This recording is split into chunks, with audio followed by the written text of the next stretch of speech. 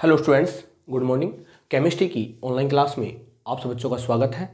देखो भाई, हम जो पार्ट पढ़ रहे थे उस चैप्टर का नाम था पीरियोडिक प्रॉपर्टीज यानी आवर्त सारणी। और आवर्त सारणी के लिए मैंने आपको कहा था कि आवर्त सारणी जो है आपकी इनऑर्गेनिक केमिस्ट्री की नींव है भाई। इसमें आप कुछ ऐसी प्रॉपर्टीज़ के बारे में सीखेंगे जो आपके 12th में जाके रिलेट करेंगी, इसलिए मुझे चैप्टर स्टार्ट करना पड़ा था। अभी तक मेरे को आपको एक जीओसी का चैप्टर वो पढ़ाना है ताकि आपकी ऑर्गेनिक केमिस्ट्री काफ़ी अच्छी हो जाए। अगर वो 12th क्लास स्टार्ट हो जाती है तो जीओसी को मैं उसके साथ ही रखूँगा ताकि आपकी जो ऑर्गेनिक केमिस्ट्री है बिल्कुल बिंदास रहे।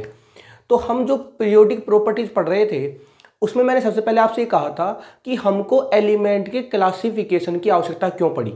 तो मैंने आपसे कहा था कि एक एक एलिमेंट की प्रॉपर्टीज़ जानना काफ़ी समय लग जाता है, इसलिए हमने एलिमेंटों का एक क्लासिफिकेशन किया ताकि हम कम समय में ज़्यादा एलिमेंट की प्रॉपर्टीज़ बता पाएँ।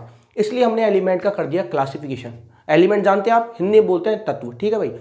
फिर हमने पढ़ा कि सर अगर आप क्लासिफिकेशन की बात कर रहे हैं तो क्लासिफिकेशन किस किस साइंटिस्ट ने कैसे कैसे की। तो मैंने आपको बताया था सबसे पहला साइंटिस्ट था लेवोजिए, उसे बोलते हैं लेवासिए, हिंदी में इंग्लिश में बोलते हैं लेवोजिए, ठीक है। तो लेवासिए ने क्या कहा कि जब भी क्लासिफिकेशन किया जाता है तो मेटल और नॉन मेटल के बेस पर किया जाता है अकॉर्डिंग टू लेवासिए। देखो मैंने कहा था हर साइंटिस्ट के क्लासिफिकेशन का आधार अलग था। लेवासिए ने जो एलिमेंट का क्लासिफिकेशन किया था वो किसके आधार पर किया था? मेटल और नॉन मेटल के आधार पर। उसने कहा कि जो इलेक्ट्रॉन देने की टेंडेंसी रखता है उसे कहेंगे मेटल, और जो इलेक्ट्रॉन लेने की टेंडेंसी रखता है यानी जो इलेक्ट्रॉन ग्रहण करने की क्षमता रखता है उसे बोलते हैं नॉन मेटल, और जो इलेक्ट्रॉन त्यागने की क्षमता रखता है उसे बोलते हैं मेटल यानी धातु बोलते हैं उसे, कि जो इलेक्ट्रॉन त्यागने की क्षमता रखता है। और अधातु किसे बोलते हैं? जो इलेक्ट्रॉन ग्रहण करने की क्षमता रखता है। लेकिन मैंने आपसे कहा था आवर्त सारणी में कुछ एलिमेंट ऐसे भी थे जो इलेक्ट्रॉन त्याग भी रहे थे और ग्रहण भी कर रहे थे, तो उन्हें क्या बोला जाए, ये बात लेवाजिए समझाने में असफल रहा। इसलिए लेवाजिए का जो मॉडल था वो क्या हो गया? फेल। और उन तत्वों को क्या कहा गया? ऐसे तत्व जो इलेक्ट्रॉन त्याग भी रहे थे और ग्रहण भी कर रहे थे उन तत्वों को कहा गया मेटालॉइड्स, या हिंदी में बोलते हैं उन्हें उपधातु, ठीक है भाई। इस प्रकार ये लेवोजिए का मॉडल फेल हो गया। उसके बाद हमारा मॉडल आया किसका? डोबेरिनर का। डोबेरिनर ने बनाया ट्रायड। क्या बनाया? ट्रायड। पहली बात तो ये थी कि जो डोबेरिनर का जो मॉडल था वो किसके ऊपर बेस्ड था? एटॉमिक मास के ऊपर। उसने क्या किया? उसने ग्रुप के तीन तीन एलिमेंट लिए। मैंने कहा था आपको ट्रायड का मतलब क्या होता है? तीन। और एलिमेंट किसके लिए थे उसने? क्योंकि मैंने कहा था आपकी पीरियोडिक टेबल में दो चीजें होती है, एक तो आप चलते हो पीरियड में यानी अक्रॉस द पीरियड, और एक चलते हो डाउन द ग्रुप, उसे बोलते हैं ग्रुप, ठीक है। तो उसने क्या किया? ग्रुप के तीन तीन एलिमेंट का सेट लिया और कहा कि जो बीच वाला एलिमेंट का जो एटॉमिक मास होता है फर्स्ट वाले का और थर्ड वाले का अर्थमेटिक मीन होता है, यानी फर्स्ट वाले का थर्ड वाले का क्या होता है? एवरेज। ये बात किसने कही? ये बात किसने कही? ये बात कही डोबेरिनर ने, ठीक है। लेकिन ये जैसे इसी कमियों की बात करूं तो ये डी और एफ ब्लॉक के ऊपर लागू ही नहीं होता, इसलिए ये भी सिद्धांत फेल हो गया। और मैंने आपसे पहले भी कहा है डी और एफ ब्लॉक के ऊपर कभी भी डोबेरिनर का ट्रायल लॉ फॉलो नहीं होगा, ठीक है भाई। उसके बाद जो हमारा तीसरा साइंटिस्ट आया उसका नाम था न्यूलैंड, और न्यूलैंड ने ऑक्टेव रूल दिया, यानी उसे बोलते हैं अष्टक नियम। क्या बोलते हैं उसे? अष्टक का मतलब यहाँ 8 इलेक्ट्रॉन का मतलब नहीं है। अष्टक का मतलब क्या है? पहली बात तो ये कि जो न्यूलैंड का अष्टक नियम था वो किसके ऊपर आधारित था? एटॉमिक मास के ऊपर। यानी डोबेरिनर का और न्यूलैंड का दोनों का ही मॉडल किसके ऊपर आधारित था? एटॉमिक मास के ऊपर। अभी तक मैंने एटॉमिक नंबर की बात नहीं की, ध्यान रखना इस बात का। अभी तक मैंने किसकी बात की है? केवल एटॉमिक मास के बारे में, ठीक है भाई। तो न्यूलैंड ने क्या कहा? अगर एलिमेंटों को, अगर तत्वों को परमाणु भार के बढ़ते क्रम में जमाया जाए तो जो आठवां एलिमेंट होगा उसके जो गुण होंगे यानी उसकी जो प्रॉपर्टीज होंगी पहले वाले एलिमेंट के बिल्कुल समान होगी। यानी every 8 element have similar properties compare to first element. जैसे होता है म्यूजिकल स्केल में, आप जानते हो सारे गामा पा धा नी सा होता है, इस प्रकार पहला और जो 8वां एलिमेंट है उसकी प्रॉपर्टीज बिल्कुल क्या होगी? सेम। लेकिन ये मॉडल, जब तक ये मॉडल डिस्कवर हुआ था उस टाइम तक नोबल गैस की डिस्कवरी नहीं हुई थी। उस टाइम तक तो मॉडल सही था, लेकिन नोबल गैस की डिस्कवरी होने के बाद ये मॉडल क्या हो गया? फेल। क्योंकि जब नोबल गैस रोल में आई तो आपका जो 8वां एलिमेंट था वो कौन सा हो गया? अब 9वां एलिमेंट, इसलिए मॉडल क्या हो गया? फेल। और दूसरी बात मैंने आपसे भी कही थी कि ये जो मॉडल है केवल कहां तक लगता है? कैल्शियम तक। कैल्शियम के आगे आपका जो न्यूलैंड का ऑक्टेव रूल है वो लागू नहीं हुआ, इसलिए ये जो नियम था वो भी क्या हो गया? फेल। तो ये 3 नियम ऐसे थे जिन्होंने अपने अपने क्लासिफिकेशन कुछ बेच दिया। उसमें से अगर आपसे मैं बात करूं तो जो आपका डोबेरिनर का है और जो आपका न्यूलैंड का है वो दोनों के दोनों किसके ऊपर बेस है? एटॉमिक मास के ऊपर। बाकी जो फर्स्ट वाला आपका जो लेवोजियर का है वो किसके ऊपर बेस है? मेटल और नॉन मेटल के आधार पर। जो चौथा मॉडल था वो काफी इंपॉर्टेंट था भाई, उसकी मैं बात कर रहा था। उसका नाम था, क्या नाम था उसका? उसका नाम था लोथर मेयर कर्व। क्या नाम था उसका? उसका नाम था लोथर मेयर कर्व। देखो कॉम्पिटिटिव एग्जामों में काफी धमाकेदार क्वेश्चन बनते हैं इस टॉपिक से, लोथर मेयर कर्व, क्योंकि मोजले की और मैंडलीव की पीरियोडिक टेबल को बच्चा बच्चा पढ़ता है, लेकिन लोथर मेयर कर्व के ऊपर अधिकतर विद्यार्थियों का ध्यान नहीं होता और क्वेश्चन यहां से बनाए जाते हैं। लोथर मेयर कर्व, तो कर्व का मतलब क्या है बताया था मैंने आपको। कर्व का मतलब यहां पर क्या है? ग्राफ, यानी यहां पर क्या ड्रॉ किया जाएगा? ग्राफ ड्रॉ किया जाएगा। क्या ड्रॉ किया जाएगा? ग्राफ। अब सुनो भाई, लोथर मेयर ने क्या बनाया? ग्राफ। क्या बनाया? ग्राफ। ग्राफ किसके बीच बनाया? इसने ग्राफ जो बनाया, ये ग्राफ बनाया किसके बीच बनाया? एक तो बनाया इसने लिया एटॉमिक वॉल्यूम। क्या लिया इसने? Atomic volume. और साथ में क्या लिया? वर्सेस साथ में क्या लिया? Atomic mass. तो पहली बात तो आपको ये पता होनी चाहिए कि जो लोथर मेयर ने जो ग्राफ बनाया था वो किस किस के बीच बनाया था? किस किस के बीच बनाया था भाई? एटॉमिक वॉल्यूम और साथ में क्या लिया था? Atomic mass. ठीक है भाई, तो पहला पॉइंट तो आपको ये समझना चाहिए कि लोथर मेयर ने जो ग्राफ बनाया था वो ग्राफ किस किस बीच बनाया था? एक तो लिया था एटॉमिक वॉल्यूम और एक उसने क्या लिया था? Atomic mass. यानी एटॉमिक वॉल्यूम और एटॉमिक मास के बीच क्या बनाया उसने? ग्राफ। इसको कहां लिया उसने? इसको लिया उसने वाई एक्सिस पर। उसको क्या लिया उसने? उसने लिया एक्स एक्सिस पर। ठीक है भाई, तो ये लोथर मेयर का ग्राफ था। और मैंने आपसे कहा था आपकी जो आवर्त सारणी होती है, आपकी जो मॉडर्न पीरियोडिक टेबल है, इसमें यहां पर होता है एस ब्लॉक, यहां होता है पी ब्लॉक, यहां होता है डी ब्लॉक। अभी मैं एफ ब्लॉक की बात नहीं कर रहा। ठीक है भाई, तो आप पता है जब आप लेफ्ट से राइट चलते हो, यानी जब आप बाएं से दाएं जाते हो, उसे बोलते हो आप आवर्त। हिंदी में बोलते हैं आप आवर्त, बाकी इंग्लिश में बोलते हैं पीरियड। ठीक है भाई, जब आप बाएं से दाएं जाते हो तो आपको पता है आकार कम होता जाता है। और ये आकार कम क्यों होता है बताऊंगा मैं। उसका रीजन है प्रभावी नाभिकीय आवेश, डिस्कस किया जाएगा आपके साथ। लेकिन फिलहाल के लिए आप सुनो, जब आप बाएं से दाएं जाते हैं आवर्त सारणी में तो आकार में क्या आ जाती है? कमी। इसका मतलब क्या हुआ? जो एस ब्लॉक के एलिमेंट है उनका आकार बड़ा होगा और जो पी ब्लॉक के एलिमेंट है उनका आकार छोटा होगा। भाई जब बाएं से दाएं जाने पर आकार में कमी हो रही है, इसका मतलब ये तो हुआ कि एस ब्लॉक के जो एलिमेंट है उनका साइज तो बड़ा है और जो पी ब्लॉक के एलिमेंट उनका साइज छोटा है। अगर इनका साइज बड़ा है तो मैं ये कह सकता हूं कि जो एस ब्लॉक के एलिमेंट है, बताओ उनका वॉल्यूम ज्यादा होगा कि नहीं होगा? भाई जिनका साइज बड़ा है उसका वॉल्यूम तो ज्यादा होगा। तो आप कह रहे हैं कि इसने जो ग्राफ बनाया एटॉमिक वॉल्यूम किसके साथ में? एटॉमिक मास के साथ। तो आप सोचो, अगर मान लो इसमें मैं ले लूं एटॉमिक वॉल्यूम और यहां ले लूं मैं एटॉमिक मास, तो बताओ यहां पर वॉल्यूम ज्यादा होगा ही नहीं होगा?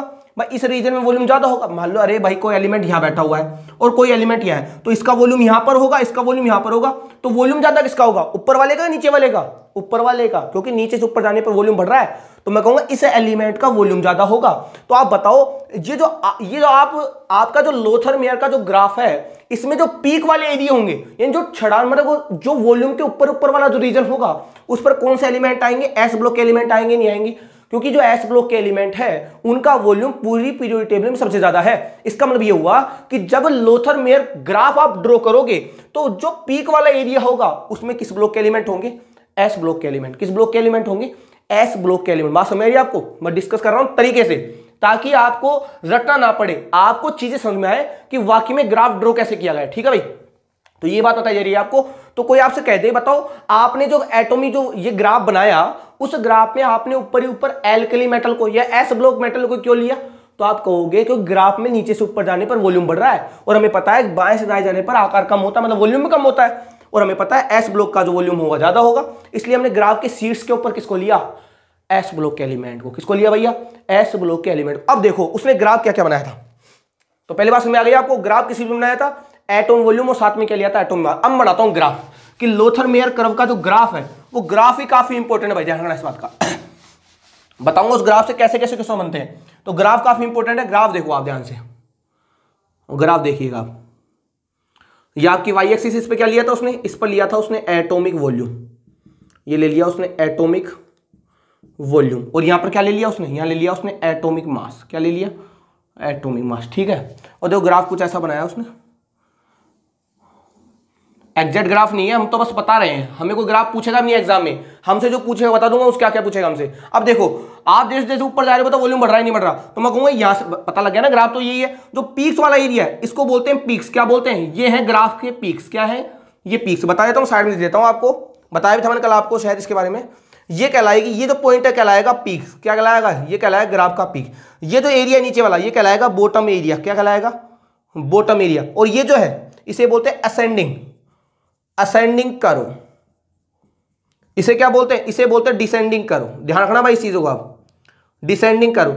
इंग्लिश टर्मिनोलॉजी ज्यादा बेटर होती है हिंदी टर्मिनोलॉजी के अलावा, ठीक है। बाकी आप आरोही अवरोही बोल सकते हो इन्हें। तो ये तो ग्राफ का कहलाता है पीक वाला एरिया, ये कहलाती है असेंडिंग यानी चढ़ता हुआ क्रम, ये होता है डिसेंडिंग घटता हुआ क्रम, और जो नीचे वाला एरिया उसे बोलते हैं बॉटम एरिया। ठीक है, तो आप देखो ऊपर वाला जो था ये पीक्स, ये जितनी पीक्स थी इन पर किसको रखा गया, इन पर रखा गया एस ब्लॉक के एलिमेंट। अब तुम्हें पता है एस ब्लॉक में दो होते हैं, एक तो हाइड्रोजन लिथियम जिसका ट्रिक करते हो हेलिना की रफ से फरियाद, एक तो आपका ये होता है, ठीक है, और एक होता है बेटा मांगे जो आप जानते हो, दिख तो रहा है ना आपको। हाँ भाई, तो एस ब्लॉक के अंदर दो होते हैं, एक तो ये वाला होता है, ये वाला, इसे बोलते हैं फर्स्ट ए। ये बताने वाला कौन था बताऊंगा मैं आपको, ठीक है। ये अपने पास होता है सेकंड ए, कैसे बांटा कहते हैं बता दिया जाएगा आपको। इनको ये दोनों के दोनों किस ब्लॉक के एलिमेंट है, ये दोनों के दोनों ही एस ब्लॉक के एलिमेंट, ध्यान रखना भाई, ये दोनों के दोनों किस ब्लॉक के एलिमेंट है, एस ब्लॉक के एलिमेंट। जिसमें जो फर्स्ट ए वाला जो ग्रुप है, ये जो फर्स्ट ए वाला ग्रुप है इसे बोलते हैं एल्कली मेटल। क्या बोलते हैं इसे बोलते हैं एल्कली मेटल्स, हिंदी बोलते हैं क्षारीय धातुएं। क्या बोलते हैं इन्हें, क्षारीय धातुएं, ठीक है। और ये जो दूसरा है सेकंड ए वाला, ये जो सेकंड ए वाला है इसे बोलते हैं एल्केलाइन। क्या बोलते हैं इसे, एल्केलाइन अर्थ मेटल। क्या बोलते हैं इन्हें बोलते हैं जी एल्केलाइन अर्थ मेटल्स, या हिंदी बोलते हैं क्षारीय मृदा धातुएं, ठीक है।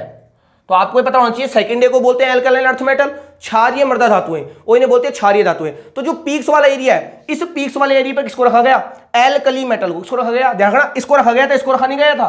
किस पर रखा गया था पीक को, पीक्स पर रखा गया था क्षारीय धातुओं को। कौन कौन सी थी, lithium, sodium, potassium, rubidium, caesium etcetera, ठीक है। अब देखो ये ग्राफ का कौन सा कर्व है, चढ़ता हुआ, बता रहा हूं ना आपको, ये वाला असेंडिंग। कौन सा कर्व बात कर रहा हूं मैं, असेंडिंग कर्व।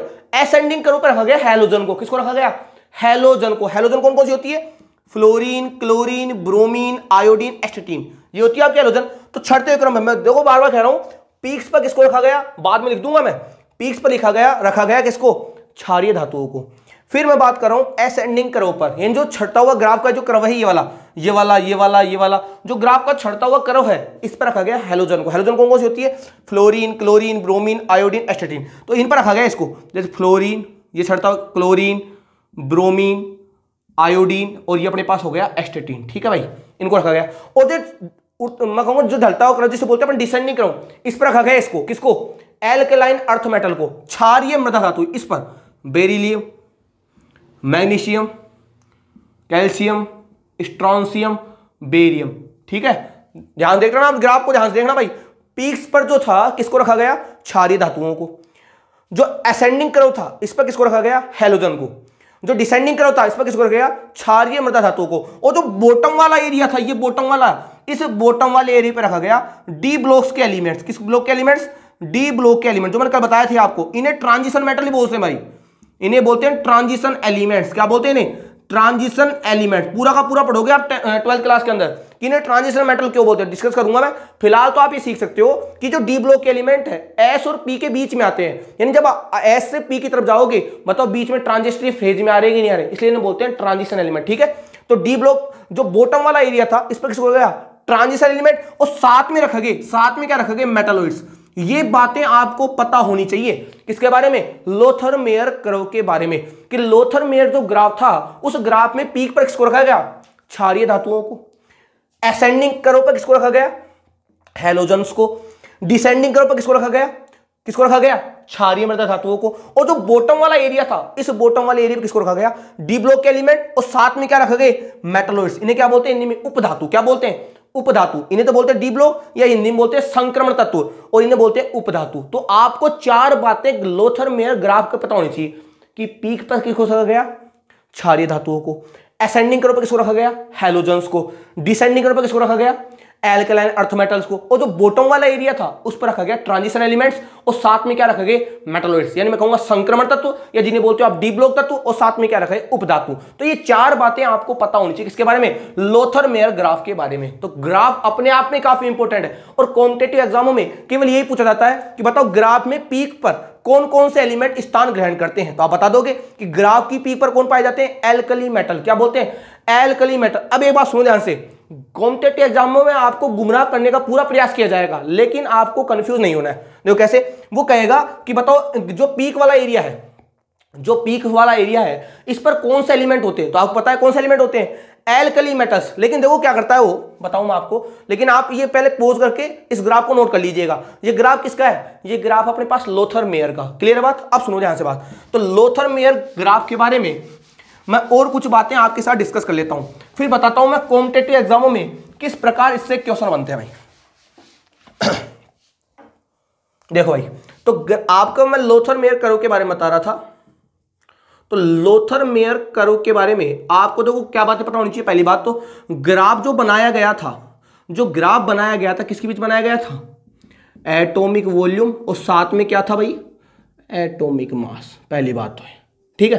दूसरी बात, ग्राफ की जो पीक्स थी, जो ग्राफ की पीक्स थी उस पीक्स पर किसको रखा गया, एल्कली मेटल्स को। किसको रखा गया, एल्कली मेटल्स को। इन्हें क्या बोलते हैं, इन्हें बोलते हैं क्षारीय धातुएं। अब सुनो मेरी बात ध्यान से, इनका दूसरा नाम ये भी है, इन्हें बोलते हैं इलेक्ट्रोपॉजिटिव एलिमेंट्स। क्या बोलते हैं, electropositive elements, electropositive elements.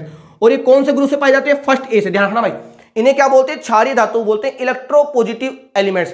Electropositive elements क्यों बोलते हैं, क्योंकि ये इलेक्ट्रॉन त्यागने की प्रवृत्ति रखते हैं। क्यों, क्या करते हैं, ये इलेक्ट्रॉन त्यागने की प्रवृत्ति रखते हैं, इसलिए इन्हें बोलते हैं इलेक्ट्रोपॉजिटिव एलिमेंट। कैसे, देखो जैसे आपका ये हाइड्रोजन है, ये आपका क्या है, हाइड्रोजन।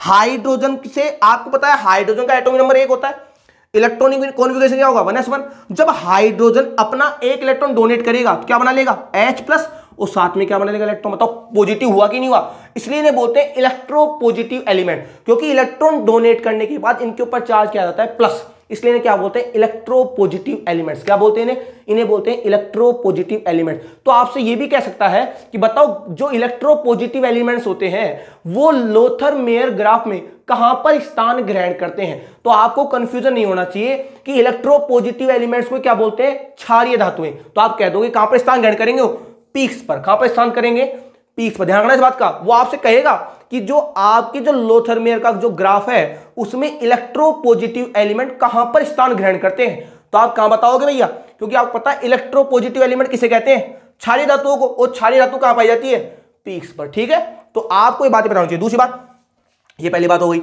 दूसरी बात मैंने क्या बताई थी आपको, दूसरी बात बताई थी मैंने आपको क्या, ये तो पीक्स वाला एरिया हो गया। कौन सा एरिया हो गया, ये एरिया हो गया आपके पास पीक्स वाला। दूसरी बात, असेंडिंग कर्व पे, असेंडिंग, यहां पर कौन था भाई, यहां पर थे आपके हैलोजन्स। कौन थे आपके, हैलोजन्स। कौन थे, हैलोजन को तो क्या बोलते हैं, इनको बोलते हैं इलेक्ट्रोनेगेटिव एलिमेंट्स। क्या बोलते हैं, इन्हें बोलते हैं इलेक्ट्रोपॉजिटिव, इन्हें बोलते हैं इलेक्ट्रोनेगेटिव एलिमेंट्स, इलेक्ट्रोनेगेटिव एलिमेंट्स। ठीक है, ये पाए कहां जाते हैं, ये पाए जाते 7th ए में, 7th ए में या 17 ग्रुप कह सकते हैं आप इसको। वर्तमान टाइम में आप 17 बोलते हो, बाकी 7th ए था पूरी। मैंडलीव के अकॉर्डिंग तो 7th ए होता है और मोजले के अकॉर्डिंग क्या होता है, 17। ठीक है, बता दूंगा तो आपको मैं, फिलहाल तो आपको बताना चाहिए। हैलोजन्स को क्या बोलते हैं, इलेक्ट्रोनेगेटिव एलिमेंट्स। क्या बोलते हैं, इलेक्ट्रोनेगेटिव एलिमेंट्स। क्यों बोलते हैं, क्योंकि इलेक्ट्रॉन ग्रहण कर ये इलेक्ट्रॉन ग्रहण करके नोबल गैस का विन्यास प्राप्त कर लेते हैं। कैसे, जैसे आपके पास ये फ्लोरीन है, बताओ फ्लोरीन नोबल गैस होती कि नहीं होती। फ्लोरीन का जो आपके पास एटॉमिक नंबर 9 होता है, अगर इसके पास 9 एटॉमिक नंबर है तो मैंने कहा था जितना एटॉमिक नंबर होगा उतने ही प्रोटॉन होंगे, उतने ही क्या होंगे, इलेक्ट्रॉन। अगर मैं इसमें एक इलेक्ट्रॉन जोड़ दूं, अगर मैं इसको एक इलेक्ट्रॉन दे दूं, बताओ क्या बना लेगा, बताओ F- बनाएगा नहीं बनाएगा। अब बताओ F- में एटॉमिक नंबर तो 9 ही होगा भाई, इसका Z तो 9 ही रहेगा, 9 की जगह 10 थोड़ी हो जाएगा। अरे इलेक्ट्रॉन जोड़ने पर क्या एटॉमिक नंबर को चेंज आता है क्या, नहीं आता है। प्रोटॉन भी कितने रहेंगे, 9, लेकिन इलेक्ट्रॉन कितने हो जाएंगे, 9 तो पहले से थे, एक आपने जोड़ दिया, कितने हो गए, 10।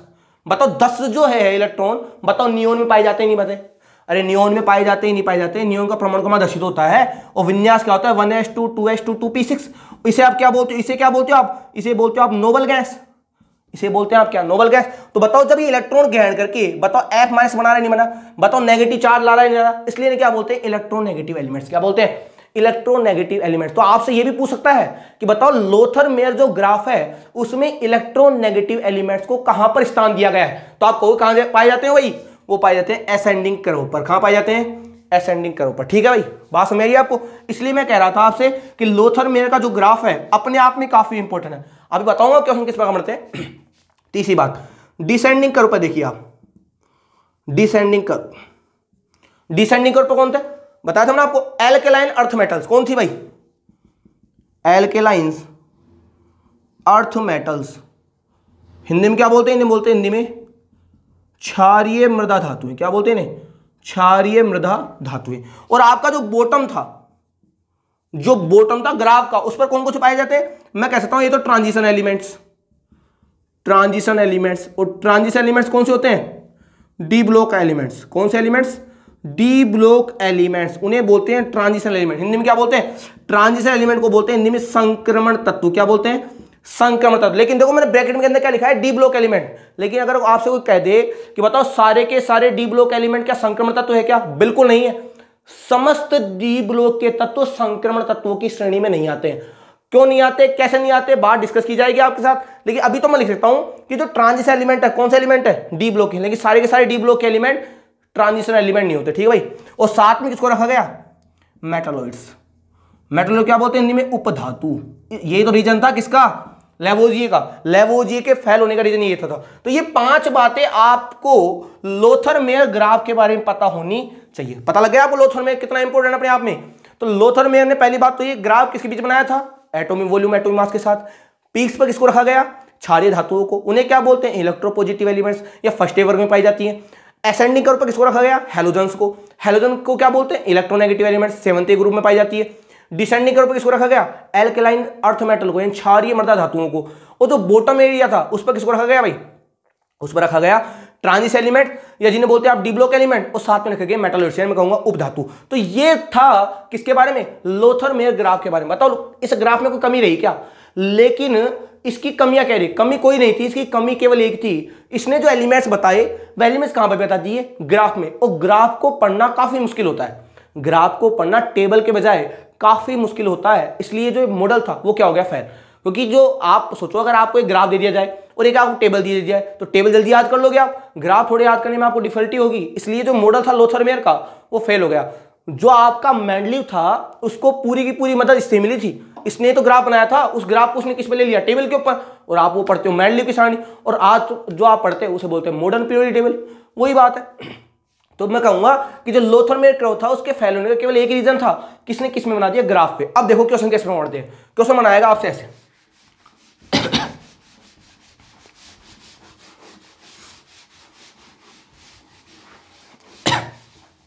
पहला क्वेश्चन तो आपके साथ ये बन सकता है। क्वेश्चन क्या बनाएगा कि जो लोथर-मेयर कर्व है, लोथर-मेयर कर्व में पीक्स पर रखा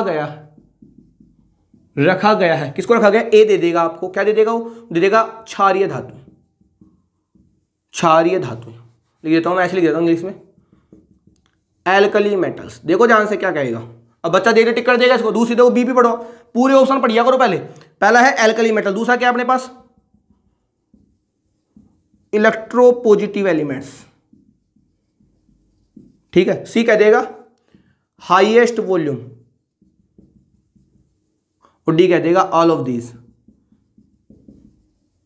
देखो ये कह देगा कि लोथर-मेयर कर्व में है जो पीक्स पर रखा गया है। किसको रखा गया है? एल्कली मेटल्स को, इलेक्ट्रोपॉजिटिव एलिमेंट्स को, हाईएस्ट वॉल्यूम को, या ऑल ऑफ दीज। बताओ एल्कली मेटल को रखा गया नहीं रखा गया? इन्हें तो आप इलेक्ट्रोपॉजिटिव बोलते हो, और तुम्हें पता है एल्कली मेटल का तो वॉल्यूम ज्यादा होता है। अरे सबसे ज्यादा ऊपर जो जाएगा उसका वॉल्यूम ज्यादा तो होगा। और ये तो बात मैंने आपसे कही थी कि एस ब्लॉक के एलिमेंट जो है उनका आकार बड़ा होता है, इसलिए उनका वॉल्यूम ज्यादा होता है। बताओ ऑप्शन क्या आएगा? डी आएगा नहीं आएगा? अब कैंडिडेट क्या करता है, ये पढ़ेगा और पहला ऑप्शन देखते टिक करके आ जाएगा। पढ़ता ही नहीं है पूरे ऑप्शन को। तो पूरे ऑप्शन पढ़ लीजिएगा, alkali metals, electropositive elements, highest volume, all of the. ये आया हुआ है मैं नीट के अंदर एक क्वेश्चन बनाया गया था। ठीक है भाई, तो आप थोड़ा देख लीजिएगा। अब देखो दूसरा क्वेश्चन, थोड़ा फाउंडेशन लेवल देखिएगा जेडब्ल्यू का। किस प्रकार लोथर-मेयर कर्व से क्वेश्चन बनते हैं? देखो ग्राफ से क्वेश्चन बनाई दे देगा। क्या कहेगा? आपके सामने ग्राफ बनाया हुआ है, आंसर दीजिएगा मुझे आप। इस क्वेश्चन का आंसर आप मुझे व्हाट्सएप पे भेजेंगे। बताओ, बना के छोड़ रहा हूं। ये ग्राफ बनाया गया है, ग्राफ बना दिया ऐसे। ठीक है, ग्राफ बना दिया। किसका ग्राफ है? साफ साफ बना देते, कोई दिक्कत नहीं है भाई। ग्राफ दिख रहा है आपको? लोथर-मेयर का ही है भाई। जब पढ़ाई लोथर-मेयर है तो उसका ग्राफ होगा, सीधी बात। ये लोथर-मेयर का ग्राफ है। ठीक है, कह रहा है इस लोथर-मेयर ग्राफ में यहां पर कोई एलिमेंट रखा गया है। इस एलिमेंट को नाम दे दिया मैंने एम। क्या नाम दे दिया इस एलिमेंट को? एम। दिख रहा है आपको? साफ साफ देख लो। ग्राफ देखना, थोड़ा लेवल देखना आप कॉम्पिटिटिव एग्जाम का। कह रहा है ये ग्राफ बनाया गया है, इस ग्राफ में इस पॉइंट पर कोई एलिमेंट रखा गया है एम, उसका नाम क्या है? एम। तो बताओ जो एलिमेंट होगा, ये जो एलिमेंट यहां पर रखा गया है, इस एलिमेंट का ऑक्साइड होगा। जो एलिमेंट रखा गया है, मैं कह सकता हूं इस एलिमेंट का, किस एलिमेंट का, एम का ऑक्साइड होगा A, MO, B, M2O, C, M2O3, D, all of this. ये ऑप्शन है। किसका जो ऑक्साइड होगा वो ऑक्साइड क्या होगा, MO, M2O, M2O3 and all of this. इसका ऑप्शन क्या होगा?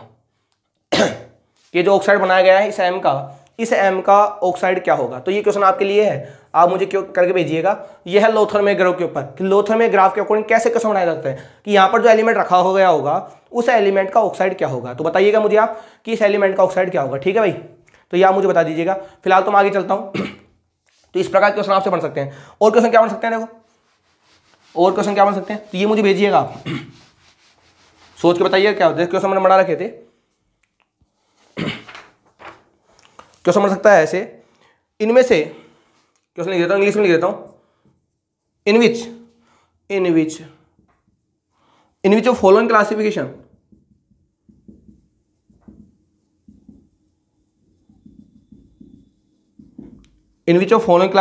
इज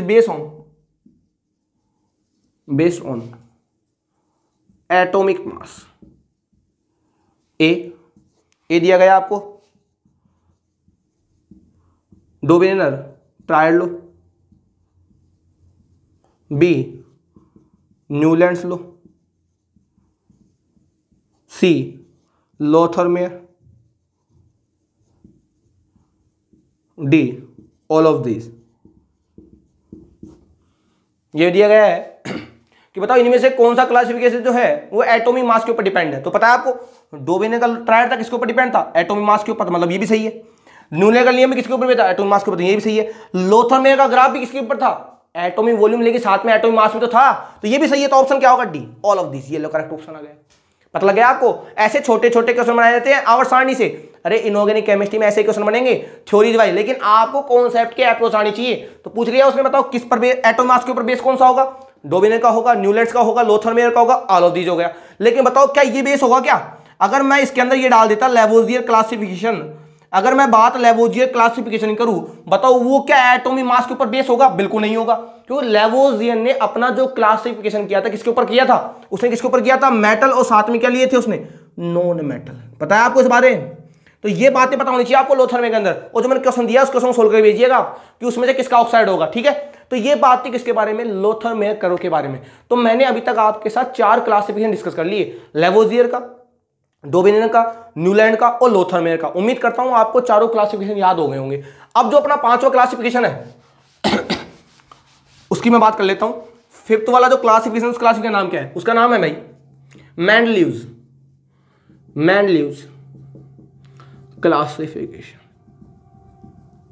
मेंडलीव्स क्लासिफिकेशन, पहली बात ही कौन सा क्लासिफिकेशन पढ़ने वाले हम पढ़ेंगे मेंडलीव का क्लासिफिकेशन। पहली बात तो पता होनी चाहिए किसके ऊपर बेस ऑन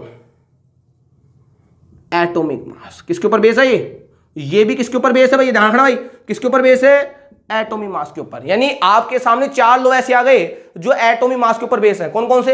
एक तो डोबेनिनर का, एक न्यूलैंड का, एक लोथरमेयर का, और एक कौन सा आ गया, मेंडलीव का। यानी जो मेंडलीव का क्लासिफिकेशन है वो भी किसके ऊपर आधारित है, एटॉमिक मास के ऊपर आधारित है। ठीक है, दूसरी बात सुनो, एक एक बातें पता होनी चाहिए आपको उसके बारे में। जो मेंडलीव था, जिस टाइम मेंडलीव ने अपना क्लासिफिकेशन किया था, तो मैंने बताया था, अगर आपको याद हो 1860 तक अपने पास 1860 तक कितने एलिमेंट थे, 31 थे। लेकिन 1865 तक आते आते कितने हो गए, 63। कितने हो गए, 63। और आज मॉडर्न टाइम में कितने पढ़ रहे हैं, 118 में। तो मैं कहूंगा जो ये मेंडलीव ने जिस टाइम क्लासिफिकेशन किया था, मेंडलीव ने जिस टाइम क्लासिफिकेशन किया था उस टाइम तक केवल 63 एलिमेंट ही डिस्कवर्ड थे। ये बातें पूछी जाती है कॉम्पिटिटिव एग्जाम में कि जब मेंडलीव ने अपना क्लासिफिकेशन किया था तो कितने एलिमेंट उस टाइम तक डिस्कवर थे। कितने थे भाई, 63। 63 एलिमेंट मेंडलीव के समय डिस्कवर थे। तो मैं कह सकता हूं 63 elements were discovered at that time. यानी इस समय तक केवल कितने एलिमेंट डिस्कवर्ड थे, 63 एलिमेंट। लेकिन ध्यान रखो, नोबल गैस जानते, नोबल गैस कौन सी होती है, ये वाली, helium, neon, argon, krypton, xenon, radon. ठीक है, अब एक और आ गई, 118 एलिमेंट है ना, तो 118 क्या बोलेंगे हम, इसको बोलेंगे अन, इसे बोलेंगे अन, इसको क्या बोलेंगे यूयूओ। अब उसे बोलेंगे यूयूओ। बताऊंगा ये आईयूपीएसी नोमेनक्लेचर है यूयूओ। ये किसका नंबर है, ये है 118 एलिमेंट, लास्ट एलिमेंट आवर्त सारणी का केवल यही है, इसे बोलते हैं यूयूओ। और ये यूयूओ कहां से लिया गया है ये बताऊंगा, ये है आईयूपीएसी नामकरण का तरीका, डिस्कस किया जाएगा आपके साथ।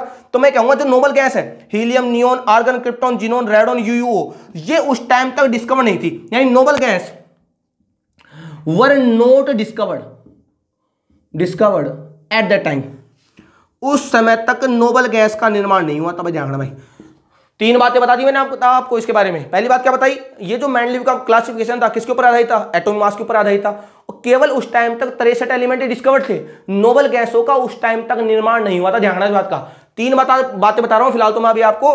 पहली बात क्या है, किसके ऊपर बेस्ड था, एटॉमिक मास के ऊपर बेस्ड था। दूसरी बात क्या है, केवल 63 एलिमेंट डिस्कवर्ड थे, इसके ज्यादा एलिमेंट डिस्कवर नहीं थे। और उन 63 एलिमेंट्स में भी नोबल गैस का निर्माण उस टाइम तक नहीं हुआ था। और आपको पता है न्यूलैंड तक, लोथरमेयर तक और मेंडलीव तक नोबल गैस का निर्माण नहीं हुआ था। इस बात को खोपड़िया में डाल लेना भाई, नोबल गैस का निर्माण मेंडलीव की आवर्त सारणी के अंदर नहीं था। क्लियर है, तो तीन बातें बता जा रहा हूं, बाकी बात करेंगे इसके आगे वाले लेक्चर में। लेकिन मैं आपसे पहले कह रहा हूं ये जो पीरियोडिक टेबल वाला चैप्टर है वो इनऑर्गेनिक केमिस्ट्री की नींव है भाई, इस नींव को आप मजबूत करके चलिएगा। ठीक है, आज के लिए इतना ही, धन्यवाद।